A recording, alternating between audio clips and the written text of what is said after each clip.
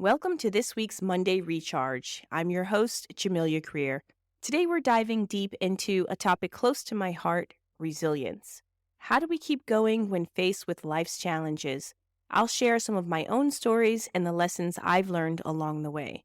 If you're ready for a dose of inspiration to start your week right, make sure to stick around.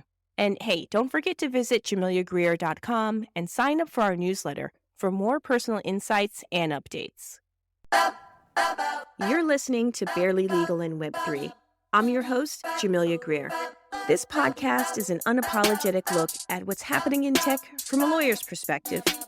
In addition to Tech Talk, each Monday I'll be sharing insights from my journey from lawyer in small town Connecticut to an entrepreneur in Dubai. Sound like fun? Go ahead and subscribe to make sure you never miss an episode. Now let's get into it. Resilience for me is more than just bouncing back. It's about growing from experiences, stretching our capabilities, and turning challenges into stepping stones. Today, I want to talk about why nurturing resilience can change the way we face personal and professional hurdles. For me, I've had so many different personal and professional hurdles. I struggle to just think of one to share with you guys today, but I'll share this one with you. I'll share with you my experience in moving from country to country. Because many a times when you hear the term serial expat, you think it's very glamorous, it's exciting, it's adventurous and mysterious. You know, you hear 1 year I'm living in Shanghai and then 2 years later I'm living in Singapore.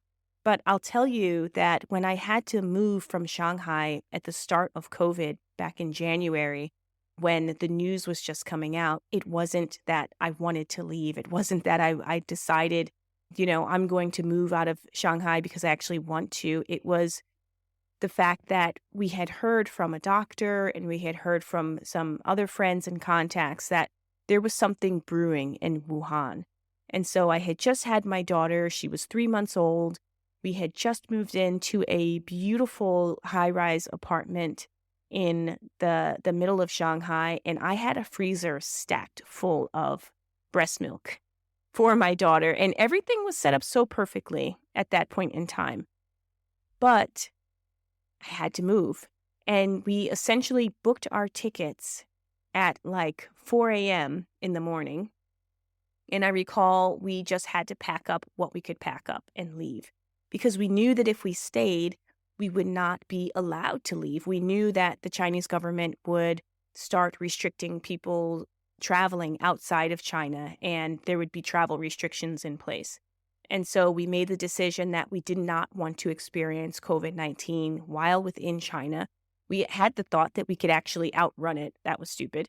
But we decided to leave, and we left everything in that move. And I recall that moment when I was talking to my husband. He said, we just need to decide right now, are we going to stay or are we going to go? If we stay, then we stay and we go through whatever. But if we go and we'll figure out things along the way. And it was such a tough choice. And I use that example to tell you that when I left Shanghai, I basically had no plan. I was in a spot with my role where they wanted me to return because, COVID had not hit the other parts of the world yet. And there was so many things that were up in the air, but we stuck with it. We left, and I had to build up my entire career. We had to repurchase furniture. We had to build everything up again. And so the idea of resilience, of being knocked down and then having to build things up again, for better or for worse, it's actually a tool. The more times you get knocked down, the better off you'll be in the future situations when you have to build yourself up again. And I think over the years, moving and having unexpected changes, I've learned how to be resilient and build myself back up because of things like that. So the key thing to remember for this week is that resilience is a tool.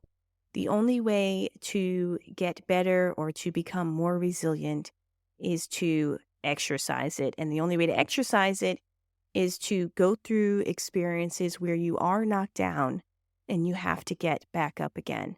So if you're going through something from last week or as you start out this week, remember that every day is a new opportunity to strengthen our resilience.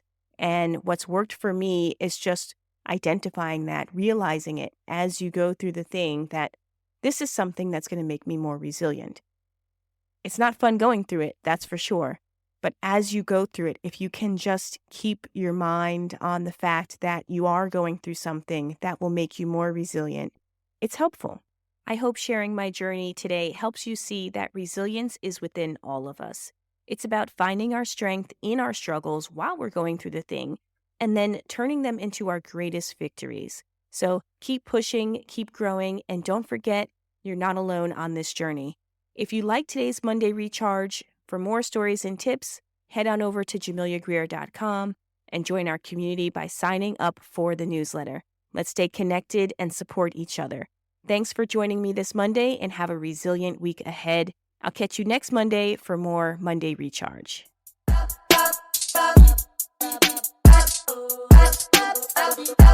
Hey guys, thank you so much for tuning in and listening to today's episode. You know, I appreciate when you guys tune in and the time that you take to listen to the show and support us. And I have one thing that I'd love for you to do that would really help us out, which is rate the show. If you've enjoyed it, make sure you rate it. You can do it on whatever platform you're listening on. That would do wonders for us. And if you really want to be a super fan and really support the show, there's a link below that you can support us and donate a small monthly contribution, which allows us to continue to create great content for you. Thanks so much again. Appreciate you and see you next time.